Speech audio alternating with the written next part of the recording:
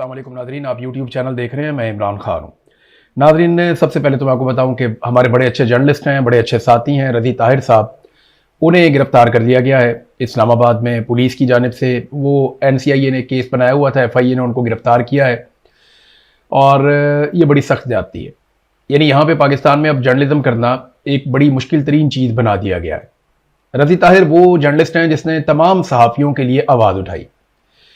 कभी भी किसी भी सहाफ़ी के खिलाफ कोई जुल्म हुआ या जबर हुआ, जो सबसे पहले प्रेस क्लब पहुंचे, जो लोग, जिन लोगों ने सबसे पहले आवाज़ उठाई, जिन लोगों ने सबसे पहले सहाफ़ियों के हक के अंदर आगे बढ़ के और बगैर इस बात के कि इस सहाफ़ी का नुक्ता नज़र क्या है या इसका पॉइंट ऑफ व्यू कौन सी पॉलिटिकल पार्टी को सूट करता है या ये किस सिमत में इसका रुझान है, इन चीज़ों को नज़रअंदाज करते हुए हमेशा रज़ी ताहिर ने और उनकी टीम ने, उनके दोस्तों ने, इन सब ने मिलकर आवाज़ उठाई।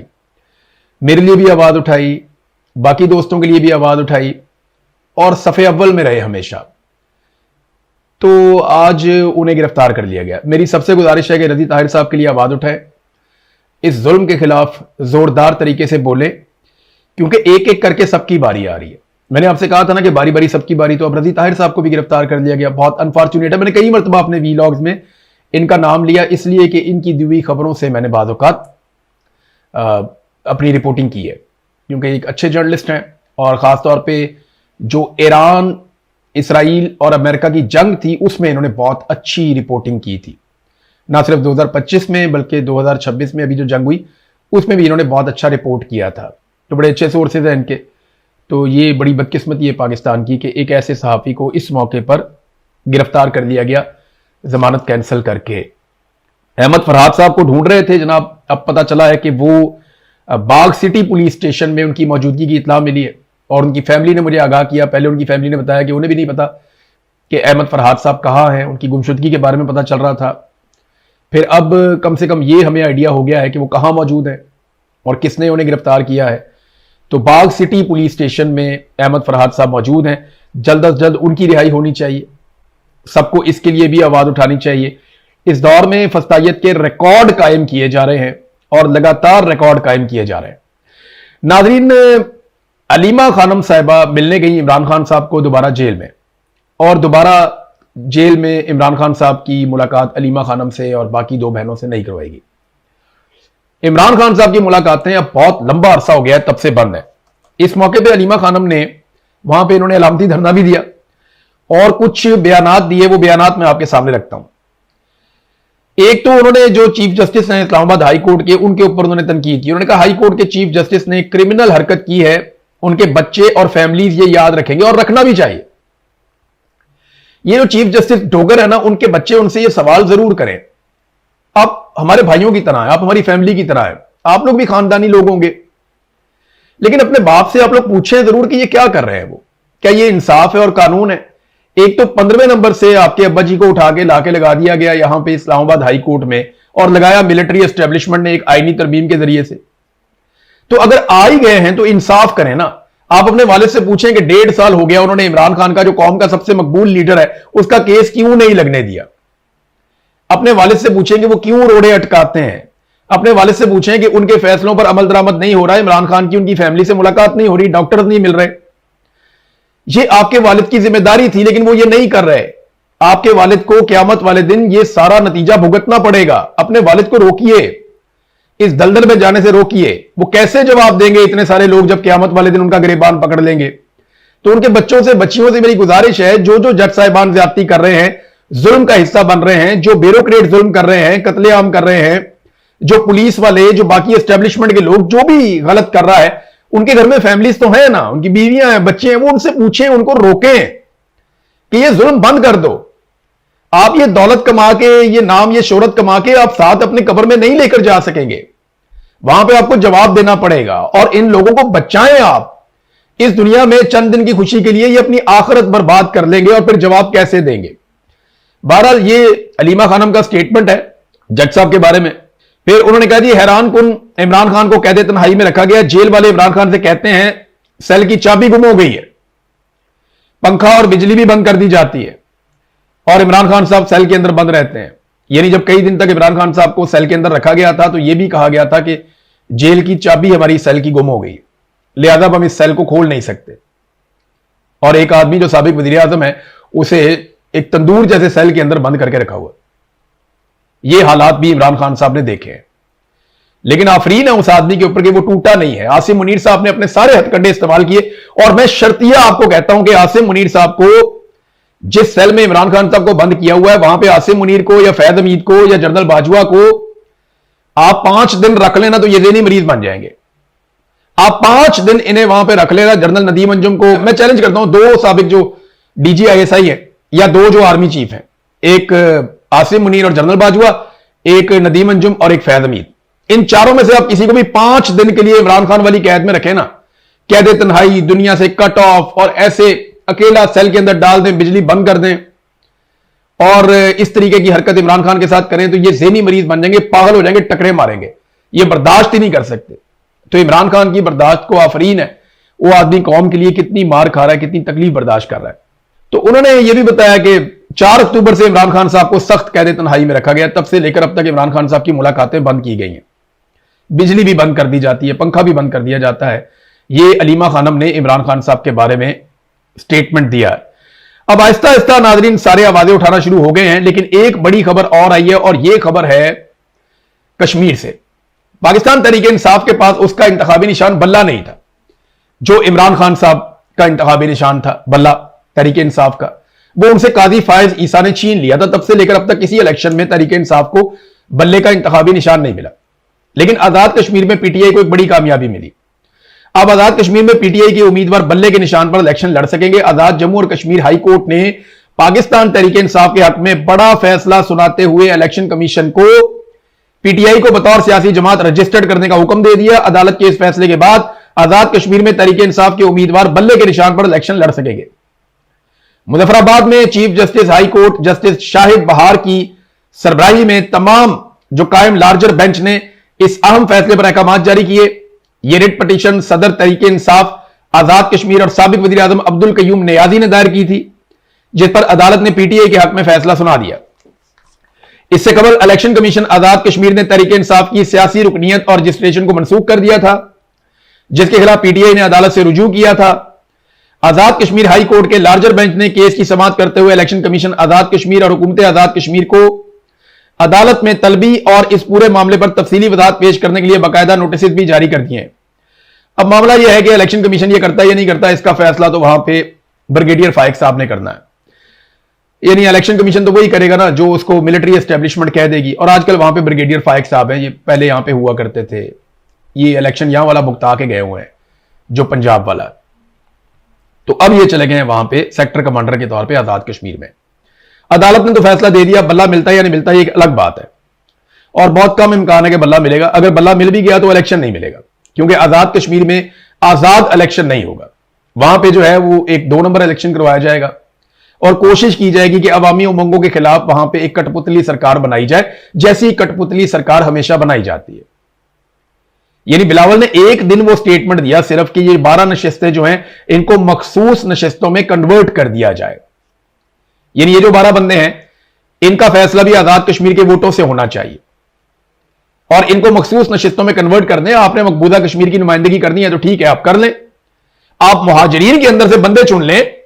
मिसाल के तौर पे आपने लाहौर से, पेशावर से, रावलपिंडी से, मुख्तलिफ जगहों से आपने कश्मीरी लेने हैं जो मकबूजा कश्मीर से हिजरत करके आए हुए हैं। हम भी वहीं से आए हुए हैं हिजरत करके।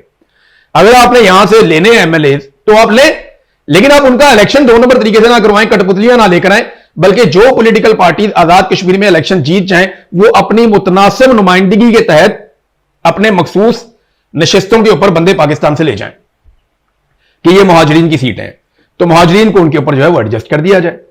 ये बड़ी अच्छी बिलावल की तजवीज थी, लेकिन उसके बाद शटअप कॉल दी गई बिलावल को। बिलावल ने उसके बाद से लेकर अब तक बात ही नहीं की और ना बिलावल इसके बारे में अब तक बोल पाया। अचकज़ई साहब ने काफी आईना दिखाने की कोशिश की है कौमी असम्बली में, उन्होंने जबरदस्त खिताब किया है। महमूद अचकज़ई साहब ने कौमी असम्बली में खिताब करते हुए कहा कि हुकूमत के 2.5 साल पूरे होने वाले हैं, अब अपनी टून बदलना होगी आपको।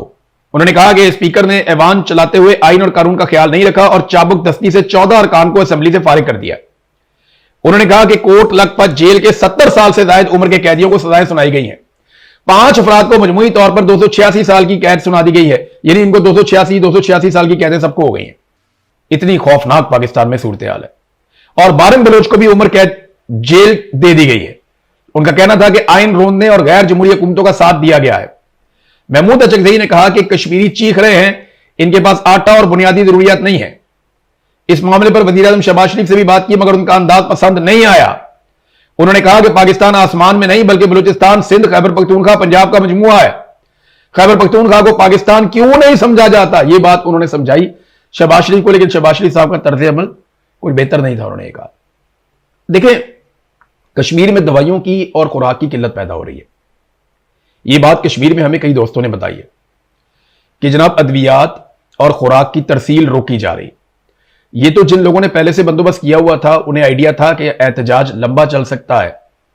तो अब लगभग 2 हफ्ते होने वाले हैं एहतजाज को, ये ऑलमोस्ट हो गए 2 हफ्ते, 2 हफ्ते से भी बल्कि ज्यादा हो गए, क्योंकि 9 तारीख को इन्होंने एहतजाज शुरू करना था। आज जब आप वीडियो सुन रहे हैं तो 23 तारीख है, और ये एहतजाज तो उससे 3 दिन पहले शुरू हो गया था, 6 तारीख से। तो 6 से 23 तक अगर आप आते हैं तो काफी ज्यादा टाइम हो गया। इस एहतजाज को लगभग 17 दिन हो गए, तो 2.5 हफ्ते होने वाले हैं। ये एहतजाज अभी तक चल रहा है आजाद कश्मीर में। तो लोगों ने अपना राशन 1 महीने का, 15 दिन का, किसी ने 2 महीने का, इन्होंने लोगों ने स्टॉक कर लिया था। अब ये हो रहा है कि जिन लोगों ने नहीं किया, बेशतर लोग नहीं भी करते, तो पीछे से सप्लाई रुक गई है। राशन की सप्लाई, खुराक की सप्लाई और अद्वियात की सप्लाई आजाद कश्मीर में रोकी जा रही है। इस मामले का नोटिस सबको लेना चाहिए। ओवरसीज पाकिस्तानियों को इस पर आवाज उठानी चाहिए, और अक़वाम मुत्तहिदा के अंदर भी जाके, और जितने यूरोपीय यूनियन है, अक़वाम मुत्तहिदा है, जितने आलमी इदारे हैं, उन सबको यह बताना चाहिए कि आज़ाद कश्मीर में अद्वियात और खुराक की किल्लत पैदा होने जा रही है। उसकी वजह यह है कि पाकिस्तानी फोर्सेस ने रास्ते रोके हुए हैं और वो चीज़ें ऊपर नहीं जाने दे रहे। आज़ाद कश्मीर से लोग बार बार ये बात कर रहे हैं। यही बात जो है वो महमूद अचकजई साहब ने भी इस बात को उठाया कि वहाँ पर बुनियादी ज़रूरियात जो है वो नहीं जाने दे रहे, उनके पास आटा और बुनियादी ज़रूरियात नहीं है। शहबाज शरीफ से बात की मगर उनका अंदाज पसंद नहीं आया। शहबाज शरीफ का जिक्र हुआ तो नाज़रीन, शहबाज शरीफ ने एक ऑफर कर दिया, बड़ा मजेदार काम किया, और क्यों किया मैं आपको बताता हूं। शहबाज शरीफ साहब असेंबली में आए, उन्होंने कहा 2018 के इलेक्शन की तहकीकात करवा लें। क्या उनमें जादूगरी नहीं हुई, 2 नंबरी नहीं हुई, बक्से नहीं भरे गए, पट्टे पहनाकर लोगों को इस्लामाबाद नहीं लाया गया? अगर वो हुकूमत जायज है तो ये हुकूमत भी जायज है। तहकीकात का शौक है तो 2018 से करते हैं। बात निकली तो दूर तलक जाएगी। पीटीआई को फौरी तौर पे ये ऑफर वजीर आजम की कबूल करनी चाहिए। देखिए, ऑफर करने का मकसद क्या है? एक तो अंसार अब्बासी के जरिए, सुहेल बड़ाइच के जरिए, और कुछ और ऐसे और बहुत सारे सहाफी आपको मिल जाएंगे मार्केट में, जिनके जरिए से इस चीज को नॉर्मलाइज करने की कोशिश की जाएगी कि जनाब धांधली तो 2018 में भी हुई थी और धांधली तो 2024 में भी हो गई, तो क्या फर्क पड़ा? धांधली तो हमेशा ही होती है। ऐसा नहीं है, ऐसी धांधली कभी नहीं होती। एस्टेब्लिशमेंट हमेशा जिसकी हुकूमत बन रही होती है ना, उसके साथ एक हाथ मिला लेती है कि जनाब अब इनके साथ चलना पड़ेगा, लिहाजा इनके साथ हाथ मिला लेते हैं। अपने 2, 4, 5, 10 बंदे इनके जो होते हैं वो उस हुकूमत को तोहफे में दे देते हैं हर दफा। बस इतना ही होता है, चाहे नून लीग है, चाहे पीपल्स पार्टी है, चाहे कोई भी है। अब जरा आ जाए, आप 2018 के इलेक्शन में कितनी की धांधली हुई थी, इनको फौरी तौर पर इसकी तहकीकात करवानी चाहिए, क्योंकि बहुत बड़ा फर्क है। देखें, 2018 के इलेक्शन में इगवा बराए बयान नहीं हुआ था। 2018 के इलेक्शन में कागजात नामजदगी नहीं छीने गए थे। आजाद उम्मीदवार 2018 के इलेक्शन में अगर शामिल करवाए गए थे तो 2013 में भी हुए, 2024 में भी हुए, और उससे पहले हमेशा आजाद उम्मीदवार तो सारे, जहां पे जिस पार्टी ने हुकूमत बनानी होती है, आजाद उम्मीदवार उसी पार्टी में आगे शामिल हो जाते हैं। हमेशा यही होता है। कभी कोई ले जाता है, कभी चौधरी निसार बात कर रहे होते हैं, कभी जहांगीर तरीन बात कर रहे होते हैं, कभी मोहसिन नकवी बात कर रहे होते हैं, या साद रफीक बात कर रहे होते हैं, और कभी पीपल्स पार्टी के लोग बात कर रहे होते हैं, और एस्टेब्लिशमेंट से भी वो बात करते हैं, जनाब ये आपके घोड़े हैं आजाद, ये हमारे हवाले करते हैं। वो अपने घोड़ों को जिताते हैं, इनके हवाले करते हैं, उसके बदले में उनको बहुत छूट मिलती है। तो ये आजाद उम्मीदवारों को पार्टी में शामिल करवाना ये कोई जुर्म नहीं है, ये हमेशा होता रहा है, और आजाद उम्मीदवार की ये चॉइस भी होती है। मामला यह है कि आरटीएस बंद होने से पहले और उसके बाद क्या हुआ। ये सरवर बारी साहब की रिपोर्ट है फाफिन की, और वो ये कहती है कि आरटीएस जिसका ये रोला डालते हैं 2018 में, आरटीएस बंद होने से पहले पाकिस्तान तहरीक इंसाफ ज्यादा नशिस्तों पे इलेक्शन जीत रही थी। जब आरटीएस वापस खुला तो पाकिस्तान तहरीक इंसाफ कम नशिस्तों पे इलेक्शन जीत रही थी। तो फिर आरटीएस बंद होने का फायदा किसको मिला? वो तो पीएमएलएन को फायदा दिया गया। सेंट्रल पंजाब में पाकिस्तान तहरीके इंसाफ से कम 20 से ज्यादा नशिस्तें छीन ली गई थी। वो जगह जहां पे हमने खुद जाके सर्वे किया था और पाकिस्तान तहरीके इंसाफ स्टेट में जीत रही थी, वहां से तहरीके इंसाफ के उम्मीदवारों को हरा के पीएमएल-एन के उम्मीदवारों को लाया गया, जिनमें ख्वाजा आसिफ भी एक आदमी आप अच्छी तरह जानते हैं और बहुत सारे लोग भी हैं। एहसन इकबाल का हमने बताया था, वो अपने हल्के में जीत रहा था। 2018 में वो जीता, 2024 में वो हारा, लेकिन दोनों मरतबा उसको एमएनए बनाया गया। इस तरह बेशुमार गुजरावाला की सीटें, सियालकोट की सीटें, वजीराबाद की सीटें, ये वो जगह थी जहां पे शेखुपुरा पे आप आ जाए, यहां पे पाकिस्तान तहरीके इंसाफ जीत रही थी। लाहौर की कुछ सीटें पाकिस्तान तहरीके इंसाफ से छीन ली गई 2018 के इलेक्शन में। तो सेंट्रल पंजाब से 2018 में पाकिस्तान तहरीके इंसाफ की 20 से ज्यादा सीटें छीनी गई और कराची में चंद सीटें दे दी गई। इस तरह इमरान खान को बेसाखियां पकड़ाई गई। तो करवाएं इंक्वायरी इसकी।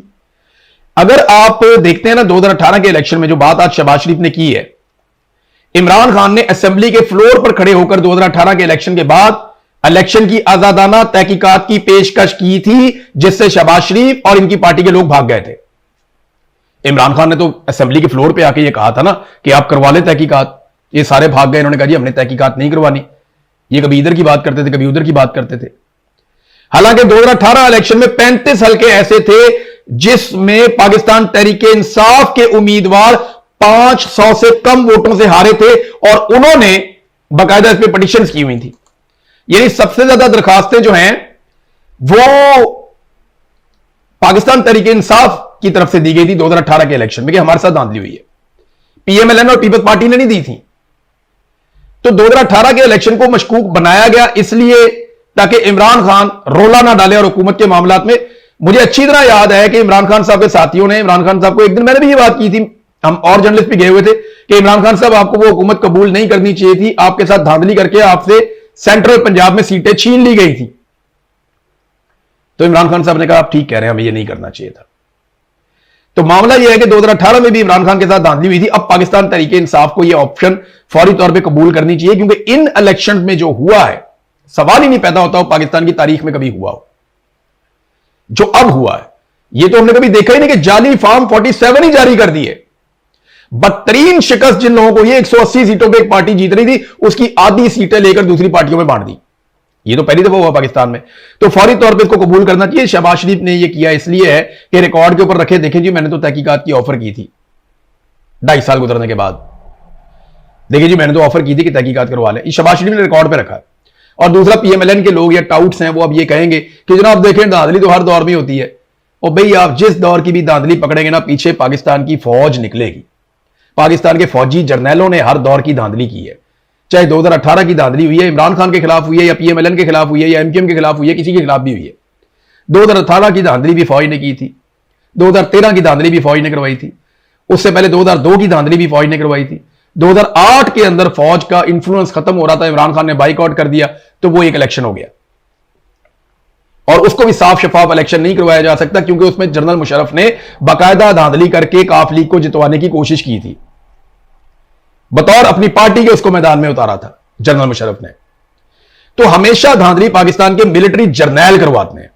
आपस में लड़ने की बजाय इन जर्नैलों को पूछेंगे यार तुम हर दफा इलेक्शन में पंगा क्यों लेते हो, तुम क्यों धांधली करवाते हो? कभी बेनिफिशियरी कोई होता है, कभी कोई होता है, कभी कोई होता है, कभी कोई होता है। लेकिन पीटीआई को यह ऑफर कबूल करनी चाहिए और इन 2 इलेक्शंस का तो कम से कम सीधा सीधा ऑडिट करवाएं। और देखें ना शहबाज शरीफ ने कितनी डटाई के साथ यह कह दिया जी हमारी हुकूमत नकली है, तो क्या हुआ, पहले भी तो नकली थी। ये बिल्कुल वही काम है कि कोई आदमी कत्ल कर दे और वो ये कहे जी फलाने ने भी तो किया था, तो मेरा जस्टिफाई है। भाई तुम चोर हो तो तुमसे पहले जिसने चोरी की थी उसकी वजह से तुम्हारी चोरी जस्टिफाई हो जाएगी। एक बंदा इशारा तोड़ के भाग रहा था, उसको पकड़ लिया वार्डन ने, उसने कहा देखे एक और बंदा भी तो तोड़ के गया, तू तो अपना हिसाब दे भाई। तो शहबाज शरीफ साहब ने अपना एतराफे जुर्म किया है एक अंदाज में। नाज़रीन एक खबर आई है लबनान से, अच्छी बात यह है कि वहां पे जंग बंद हो गई है और अमेरिका ने इसमें रोल प्ले किया। अमेरिका ने बाकायदा सख्ती के साथ वहां पे जंग बंदी करवाई, क्योंकि ईरान की यह बड़ी सख्त शर्त थी कि जब तक लबनान के अंदर जंग बंद नहीं होगी और लबनान के इलाकों से इसराइल का इनखला नहीं होगा, तब तक सूरत हाल नॉर्मलाइज नहीं हो सकती। तो कुल मिला के जो अभी तक ईरान ने हासिल किया वो क्या है? नंबर 1, $12 अरब वो हासिल कर रहे हैं। ट्रंप कहता है ये पैसा जो है इससे ईरानी अमेरिकन मसनूआत खरीदेंगे, ईरानी कहते हैं जी हम पाबंद नहीं है, हम जो मर्जी खरीदेंगे। नंबर 2, ईरान को तेल की सप्लाई और तेल बेचने की इजाजत मिल गई। पाकिस्तान को ईरान से सस्ता तेल लेना चाहिए। कुछ टाउट कहते हैं जनाब कि ईरान के बाद अच्छी क्वालिटी का तेल नहीं है, बकवास करते हैं। ईरान के बाद दोनों क्वालिटीज का तेल है। ईरान का एक तेल बिल्कुल वैसे है जैसे सऊदी अरब का तेल है, एक तेल वैसे है जिसमें सल्फर की मिकदार ज्यादा है। तो कुछ पाकिस्तान की रिफाइनरीज की वो कैपेसिटी भी नहीं है, हम इतने जदीद नहीं है। हमारी कुछ रिफाइनरीज ईरान के तेल के एक बड़े हिस्से को रिफाइन कर सकती हैं और तेल का एक हिस्सा है जिसे रिफाइन नहीं कर सकती, क्योंकि जब भी आप तेल निकालते हैं किसी कंट्री में, अलग अलग इलाकों से जो तेल निकलता है वो मैं एक वीलॉग करके आपको बताऊंगा, उसकी साख्त अलग अलग होती है। कहीं पे सल्फर की मिकदार ज्यादा होती है, कहीं पे कम होती है, कहीं पे निकल होता है, कोई और चीजें होती हैं, तो उसको अलग करने के लिए रिफाइन किया जाता है तेल को, इसके लिए रिफाइनरी लगाई जाती है। तो ऐसा नहीं है कि हमारी रिफाइनरीज ईरानी तेल को रिफाइन नहीं कर सकती, बिल्कुल कर सकती हैं, बड़े आराम से कर सकती हैं, बड़े पैमाने पे कर सकती हैं, लेकिन उस क्वालिटी का तेल हमें मिले जो तेल सऊदी अरब हमें देता है।